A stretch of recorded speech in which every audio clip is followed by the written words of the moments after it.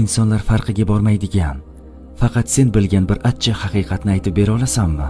ChatGPT aytibdiki, ko'p insonlar bir kun baxtli bo'lishini o'ylab yashaydilar, ammo u kun hech qachon kelmaydi. Chunki baxtni kelajakdagi bir narsalarga ulaydilar. Shu ishimni tugatib olay, shuncha pul ishlab olay, uy olay, muammolarimni hal qilib xotirjam bo'lay deb o'ylashadi. Ammo haqiqat shunday. Hayot hech bir vaqt o'ylaganingizdek ketmaydi.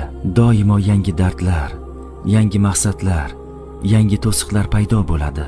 Agar baxtni doim bir narsaga ulaydigan bo'lsangiz, umringiz bo'yi baxtni kechiktirgan bo'lasiz. Ammo hozir qayerda bo'lishingizdan qat'iy nazar, ega bo'lgan narsalaringiz uchun shukr qilib va hayotni boricha qabul qilsangiz, balki hech kutmagan oningizda rostdan ham baxtli bo'lishingiz mumkin. Bu videoni men qachon baxtli bo'laman deb yurgan yaqinlaringizga yuborib qo'ying.